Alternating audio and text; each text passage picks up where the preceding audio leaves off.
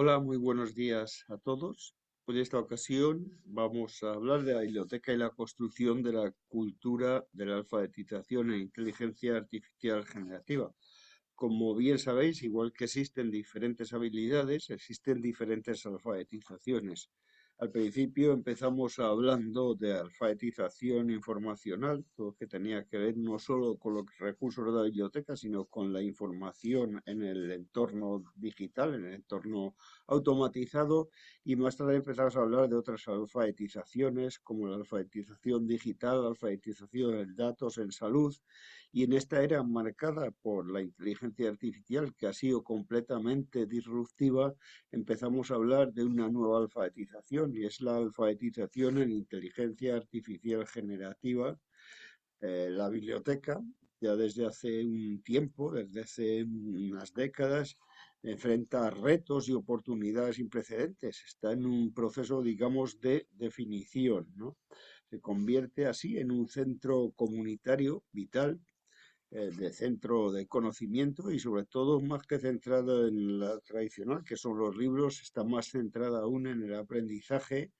Y como dijo Sari Feldman en alguna ocasión, lo importante ahora es no solo lo que tenemos, sino también y sobre todo aquello que nosotros podemos eh, hacer llegar a nuestros usuarios. Sería lo que es toda parte formativa, ¿no?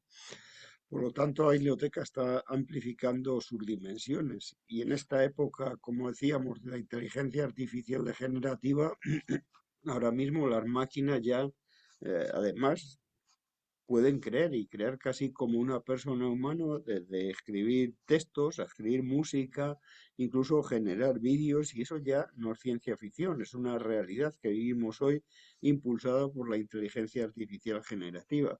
Y esto tiene pues cuestiones controvertidas, tiene importantes beneficios, nos permite hacer cosas que antes no podríamos hacer, y tiene también una serie de inconvenientes, como vemos ahí.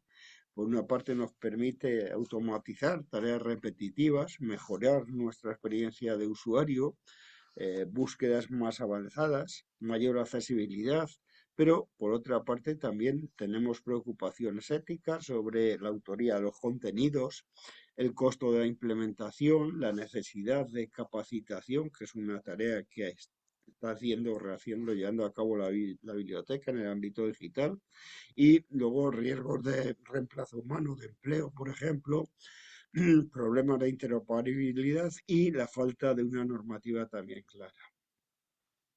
Las herramientas de inteligencia artificial son muy útiles, como hemos comentado anteriormente. ¿Y para qué son ideales? Pues, por ejemplo, como un asistente, los asistentes de voz que ahora tenemos en casa, por ejemplo, también para fuente de inspiración, cuando queremos hacer un evento o cuando queremos escribir un artículo, para analizar qué tendencias hay en un campo determinado, para corregir un texto de forma precisa, para evitar tareas repetitivas, como comentábamos, supervisar un trabajo, analizar datos o escribir incluso código. O sea, todas aquellas cosas que tienen que ver con la lógica son las que mejor hace la inteligencia artificial.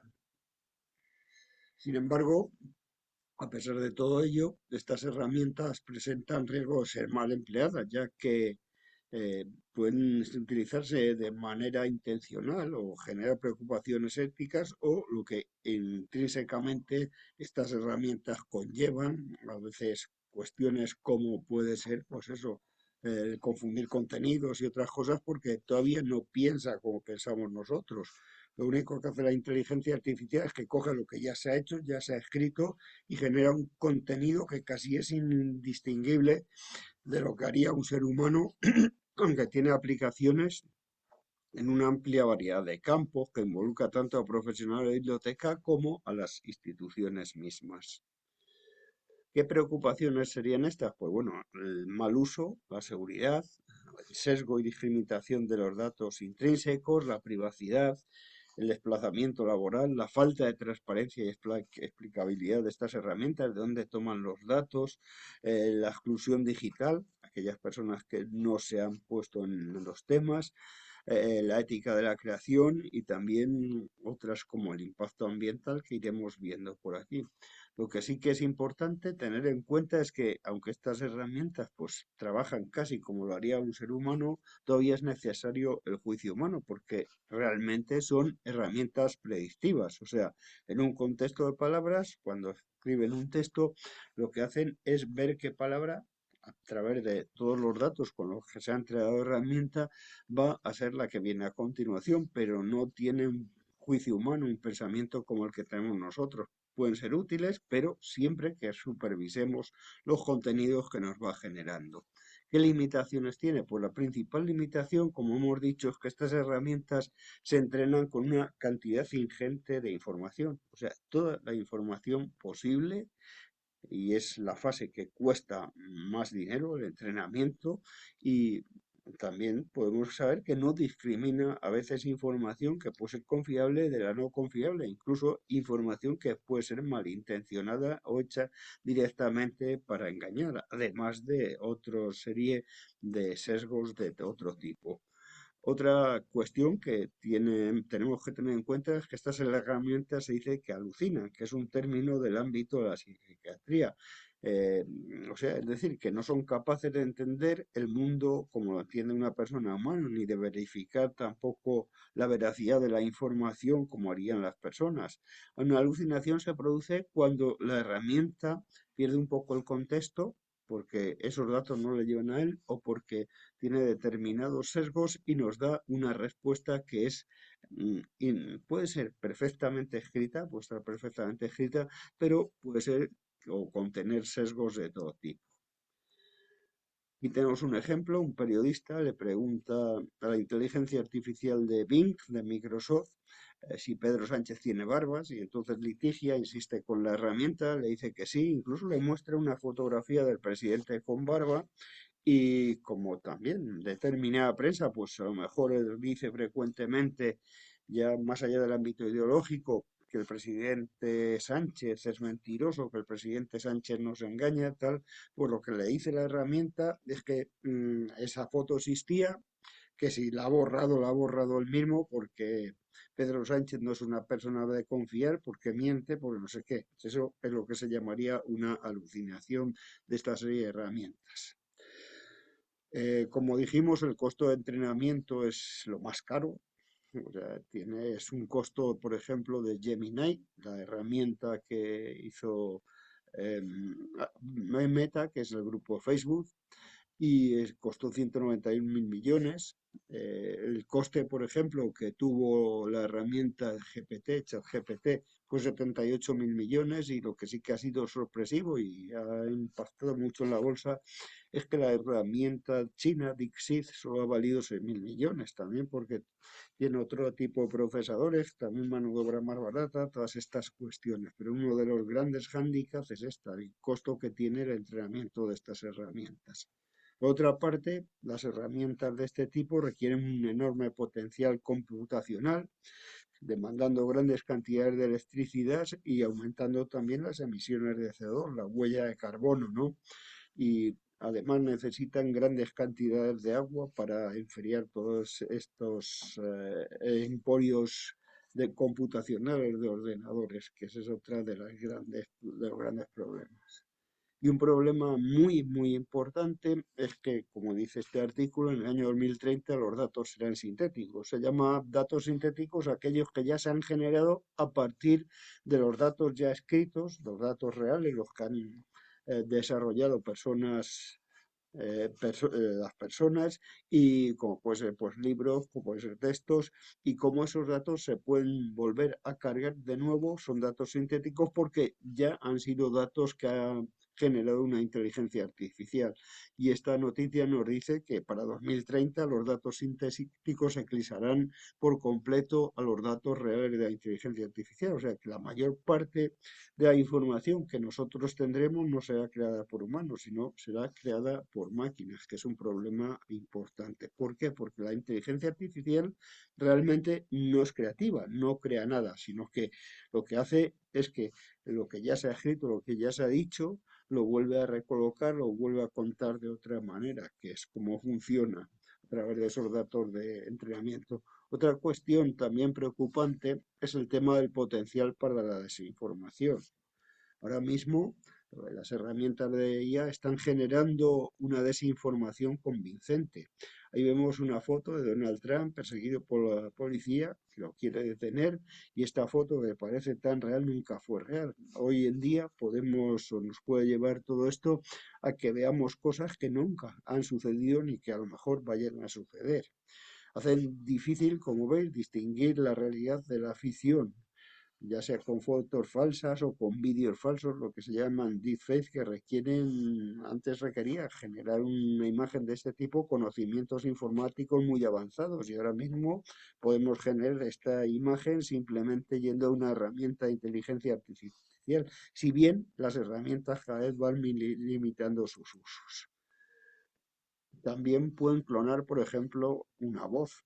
Este es una herramienta de OpenAI, que es Voz Engine, que es capaz de clonar una voz con solo tener 15 segundos de audio. O sea, pueden coger y hacer mi propia voz, que yo estoy diciendo algo sin que yo lo haya dicho. Simplemente han cogido mi voz, me la han clonado y ahí suena como mi propia voz. Esta otra aplicación, que es de Microsoft, Basa 1, permite que con clonar nuestra voz y con una serie de fotografías nuestras hagan un vídeo donde aparezcamos también diciendo cosas que nunca dijimos. Simplemente ellos han generado un texto nuevo. Aquí tenemos un ejemplo de deepfake. Es el presidente Nixon en su discurso de la llegada a la luna, que lo que han hecho es que han clonado su voz, sus gestos, y el presidente está diciendo que nunca llegaron a la luna. Ahí lo podéis ver, el texto que dice que los astronautas murieron en esta misión, por ejemplo, ¿no? Y le vemos con su voz, con sus gestos. Como vemos, esta tecnología no requiere tampoco de tener conocimiento, simplemente lo que hacemos es darle una serie de órdenes que se llaman prompts a la herramienta para que nos genere un contenido, con lo cual, pues cualquiera casi puede generar un contenido. Esto ha llevado a que, por ejemplo, el foro de Davos, el Foro Económico Mundial, haya dicho que la información falsa y engañosa potenciada por la inteligencia artificial de la vanguardia amenaza con socavar la democracia, polarizar la sociedad y que es un riesgo inmediato para la economía local, como veis aquí. Estos son los riesgos principales y el riesgo número uno es el de misinformación y desinformación, como podéis apreciar ahí. Igualmente, la resolución de las Naciones Unidas el pasado año, en marzo, hizo una declaración diciendo que se debe garantizar que esta herramienta, esta nueva tecnología, beneficie a todas las naciones, respete los derechos y sea también segura, sólida y confiable. Por lo tanto, es una preocupación ahora mismo. ¿Por qué? Porque también ninguno de estos sistemas es transparente. Como veis ahí, este es un estudio sobre la transparencia de las herramientas de inteligencia artificial y vemos que más o menos la transparencia está a la mitad, que la herramienta, por ejemplo, Llama, que era de Meta, era la herramienta más confiable, tiene un 54% de transparencia. ¿Por qué? Pues no sabemos cómo se entrenan estos modelos, cómo gestionan sus datos, de dónde toman sus datos, por lo tanto, urge solucionar esta falta de transparencia de este tipo de herramientas. ¿Por qué? Pues porque debemos garantizar que la inteligencia artificial se desarrolle y se utilice de manera ética, proporcionar información clara sobre la naturaleza y las fuentes de datos que utiliza y también que en la mayoría de los casos las empresas y desarrolladores no muestran de dónde compilan la información con la que generan esos contenidos. Hay un tema de derechos de autor. En el ámbito de la investigación, la inteligencia artificial pues tiene usos muy positivos y tiene usos que son legítimos, por ejemplo, hacer un debate de ideas, generar ideas, ver tendencias, asesorar y validar en ciertos temas, desarrollar preguntas de investigación, por ejemplo, para los trabajos de clase, inspirar también al investigador sobre qué temas de investigación pueden ser principales, resumir la información sobre algunos textos, formular hipótesis y objetivos, manejar datos, por ejemplo, y hacer un análisis de los datos, descubrir y aplicar modelos de investigación. Todas esas cosas son cosas que podemos hacer que son legales, perfectamente legales con la inteligencia artificial y que son de una inestimable ayuda. Pero sin embargo, la inteligencia artificial ha abierto en alguna manera la caja de Pandora de una situación que estaba viciada, sobre todo porque ahora mismo un investigador necesita acreditarse, necesita tener trabajos de investigación en revistas de alto impacto y ya esto que se venía realizando de otros modos a través del plagio más tradicional, ahora mismo también está generando un debate sobre aquellos artículos que pueden estar realizados a través de inteligencia artificial, ya que puede generar artículos científicos fraudulentos que parecen notablemente auténticos. El tema clave está ahí y es el tema de integridad académica, de la propiedad intelectual de esos trabajos y que ningún sistema de detección de los que existen actualmente en el mercado es completamente confiable ahora mismo, ¿no? Aquí tenéis una estadística sobre el uso de la inteligencia artificial en la literatura académica y es muy sospechoso, como veis ahí, que esto es el número de artículos publicados por año, como a partir de 2022, recordemos que ChatGPT nace en noviembre de 2022, se incrementa considerablemente el número de artículos publicados, lo que nos puede llevar a sospechar que muchos de estos artículos se han realizado con inteligencia artificial generativa. Y tenéis un ejemplo de una revista de Springer que estaba indexada en los grandes sistemas de acreditación científica, en Scopus o en Clarivate, y que se dejó una parte de un texto de un comando que tenía regenerar respuesta, que es un comando de ChatGPT que permite crear una respuesta nueva cuando la respuesta inicial que nos ha hecho no es la que nos gusta, no es la que nos apercibe. Así que estos investigadores dejaron ese comando de regenerar respuesta ahí y esto pasó a un comité científico, que es lo más grave, y se publicó y el artículo valía $70, como os digo. Luego se retractó, evidentemente. Pero si nosotros hacemos un análisis muy sencillo, como es ir a nuestro Google académico, y decir o poner entre comillas esta mi última actualización de conocimientos, que era lo que hacía antes cuando ChatGPT no estaba conectada directamente a la herramienta. Lo que hacía era poner hasta mi última generación de conocimientos, que era hasta donde se había entrenado, ahora ya no, pero vemos ahí que hay como casi 228 artículos que tienen esa frase incluida, o sea que se la dejaron también por ahí olvidada y por lo tanto son sospechosos. Bueno, ante esta situación, ¿qué estrategias podemos poner y sobre todo desde el punto de vista de las bibliotecas? Pues debemos preservar la integridad académica. Por una parte, editores y revistas deben de establecer políticas y directrices, como ya están haciendo la mayoría de las revistas, ahora mismo sobre todo aquellas más relevantes, más importantes. Luego está el tema tecnológico, igual que existen herramientas antiplagio, existían ya, ahora ya hay herramientas antiplagio que están adaptadas a poder conocer si un texto está hecho con inteligencia artificial generativa, en qué tanto por ciento y por otra parte, y ahí está el tema donde la biblioteca tiene una labor importante, que ya de hecho veníamos haciendo, que es el tema de alfabetización en inteligencia artificial, o en investigación también, y sobre todo la concienciación de qué usos legítimos puede tener esta herramienta y cuáles usos no son admisibles. Pues esas serían las tres estrategias. La primera es establecer directrices y ya varias entidades, como es ahí, COPE, que es el Comité de Integridad de la Información Científica, UAVE, la Unión Europea, Springer, Cambridge, han puesto una serie de pautas y esas pautas en general dicen que solo puede reordenar lo que se ha dicho. La inteligencia artificial no crea nada. Por otra parte, no puede proporcionar un texto fiable. Hemos visto que depende con las herramientas que con las que se ha entrenado, ese texto puede ser con tendencias y sesgo de todo tipo. Luego, que la autoría es únicamente humana. Un texto solo puede ser humano. ¿Por qué? Porque una cosa, porque estos autores, o sea, una inteligencia artificial no podría concurrir ante un conflicto de intereses o ante una acusación delante de un tribunal, por otra parte.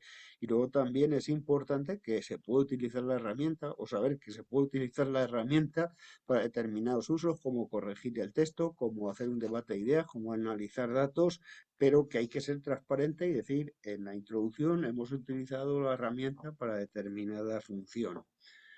Las medidas tecnológicas, pues ahí tenéis varias de las herramientas que se pueden utilizar para detectar que un texto está escrito por un humano o está escrito por una inteligencia artificial. Normalmente lo que hace esta herramienta es detectar qué tanto por ciento del texto puede estar escrito por una inteligencia artificial.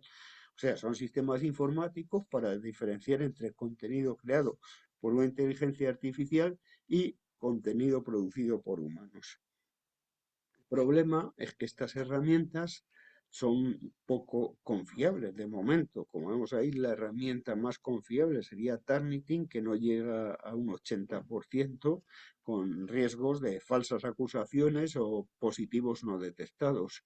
E incluso ChatGPT generó su propia herramienta que retiró el mercado por falta de eficiencia para detectar los propios contenidos generados por la herramienta de OpenAI, por ChatGPT. Además, cada vez la sofisticación es mayor y como vemos existen otras herramientas que una vez que te detectan que un texto está escrito por una IA, pagas y hace que ese texto sea indetectable porque te lo cambia, te lo modifica o lo puedes modificar personalmente para que no te lo detecte porque lo que detecta es con un análisis algorítmico de predicción, como hemos dicho, y cuando nosotros rompemos esa predicción de esa palabra por otra palabra o por unas cuantas de las palabras, ya no nos detectaría que ese texto está hecho con inteligencia artificial. Lo que sí es más importante es la alfabetización y la concienciación, y aquí el papel de la biblioteca es esencial. Su gran necesidad de alfabetizar en una nueva forma adaptada a la inteligencia artificial generativa.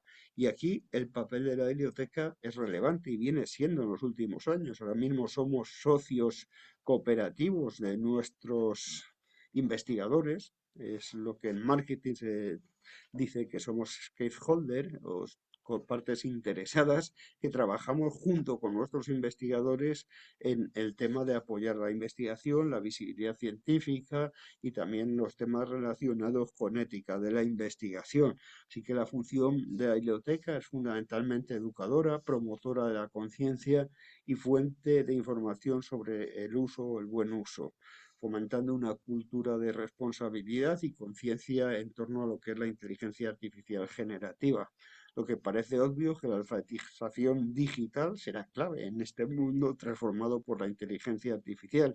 Sí, tendremos el apoyo, por una parte, de herramientas que nos permitan detectar automáticamente, pero el fundamento es tener también conciencia de qué es posible hacer, de cómo hacerlo y de ser transparentes con el uso de este tipo de herramientas, igual que lo hacemos cuando nosotros, por ejemplo, analizamos datos con una herramienta como SPS y lo ponemos en la metodología. Por lo tanto, esto va a ser ahora fundamental, va a ser clave, ¿no? Y esto lo podemos hacer a través de conferencias, talleres o eventos educativos en torno a la inteligencia artificial generativa. Así que las bibliotecas deben encontrar ahora mismo el equilibrio entre este avance tecnológico, utilización de esta tecnología y el mantenimiento de los estándares éticos. El tema de prohibición que en algunos casos se hizo en las primeras manifestaciones o al principio de empezar a utilizar la inteligencia artificial no es una opción porque la inteligencia artificial ha llegado para quedarse, está ahí y tenemos que convivir con ella. Pero sí es importante que se utilice de forma responsable, que garantice la privacidad, la confidencialidad y la propiedad intelectual, que esas serían las claves. Así que estamos ante una nueva dimensión de la alfabetización, que es la era de la inteligencia artificial, y que conlleva comprender cómo funcionan estas herramientas, qué se puede hacer con ellas y también el hecho de formar e interactuar con estas máquinas que generan contenido. Este es un estudio, por ejemplo, de Estados Unidos, que dice el 31% de los estudiantes universitarios no está seguro qué le permite o qué no le permite hacer una herramienta de este tipo. Entonces tenemos que formar a nuestros estudiantes, a nuestros investigadores, para preservar la integridad académica y el buen uso de estas herramientas. ¿Qué sería entonces la alfabetización informacional en inteligencia artificial? Pues se define como un conjunto de competencias que permiten a las personas evaluar críticamente las tecnologías de IA, colaborar efectivamente con ellas y utilizarlas de manera ética. ¿Qué habilidades necesitaríamos? Un poco conocer la ingeniería de prompts.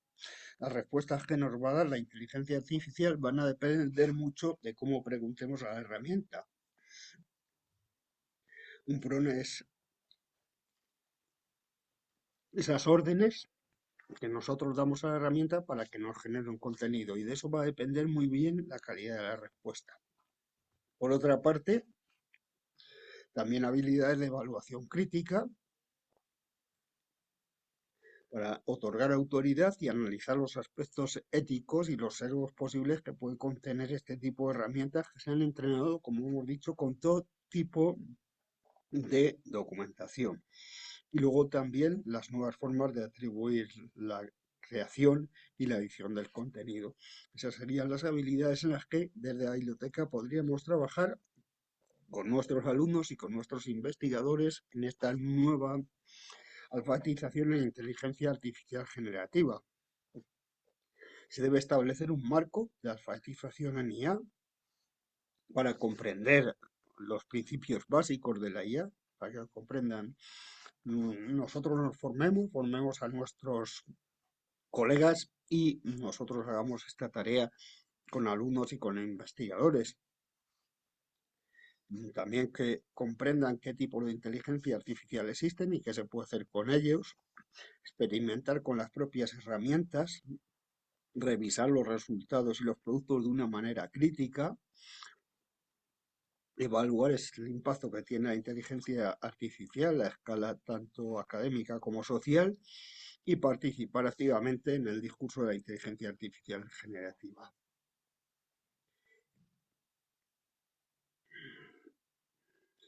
Este marco, por ejemplo, que vemos aquí, sobre inteligencia artificial generativa de Educase, que es una de las instituciones fundamentales en el ámbito de la enseñanza académica, fundamentalmente, y también educativa, nos propone comprender la inteligencia artificial, cómo utilizarla, cómo aplicarla, analizar y evaluar la inteligencia artificial, y luego también incluso propone el crear inteligencia artificial generativa.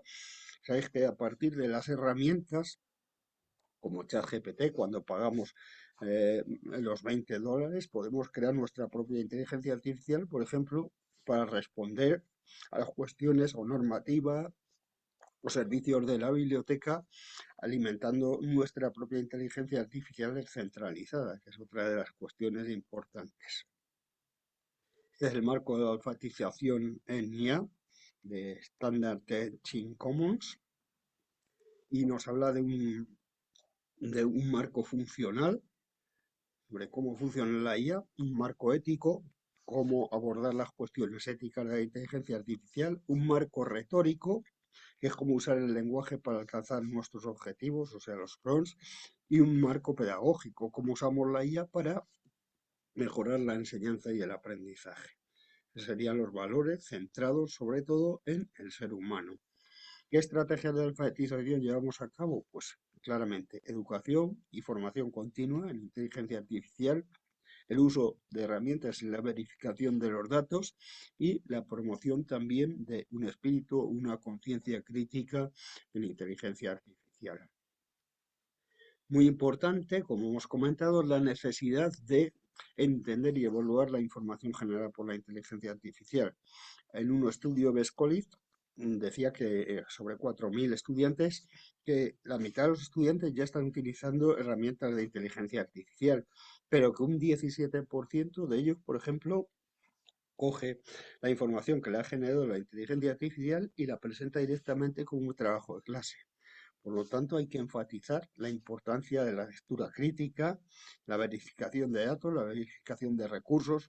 Un tema importante es todo el tema, por ejemplo, de que cada vez que un alumno nos presente un trabajo, lo que tenemos que hacer nosotros es decir que eh, mm, con ese conocimiento, ese concepto, a través de citas bibliográficas, que es algo que hemos impulsado desde ya hace unos cuantos años en nuestras propias bibliotecas. Importante también es el desarrollo de habilidades críticas, una evaluación crítica del contenido generado por la inteligencia artificial, reconocimiento también de los medios manipulados y también las implicaciones éticas que todo ello conlleva. Aquí tenemos otro ejemplo más sobre las habilidades o competencias de la inteligencia artificial generativa. ¿Mm? Podéis ver capacidades, limitaciones, habilidades, uso de herramientas, etcétera. Y en conclusión, ¿qué podemos hacer? Decir, bueno, pues que la biblioteca ya venía desarrollando desde hace tiempo diferentes alfabetizaciones junto con nuestros investigadores o nuestros socios colaborativos y que a pesar de estas preocupaciones que suscita, y es casi casi lo principal o lo central entre investigadores y educadores, la herramienta puede ser válida siempre que la utilicemos de forma ética. En esta labor la biblioteca tiene un objetivo importante. Por otra parte, son muy prometedoras para reducir, incluso eliminar muchas de las tareas repetitivas y que es importante señalar que aunque potente no puede sustituir la comprensión humana, siempre que tenemos que eh, basarlo en el juicio humano.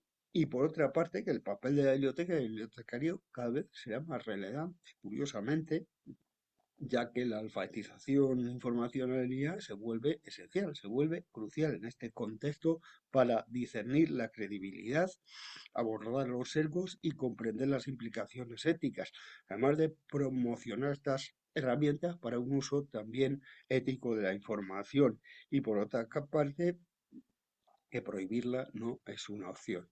Bueno, este es mi explicación sobre lo que es la inteligencia artificial, sobre cómo las bibliotecas están desarrollando un papel importante y tienen un papel importante a desarrollar en el futuro con la inteligencia artificial. Creo ahora mismo el valor esencial para una biblioteca está claramente en la parte formativa más que en la informativa, que también.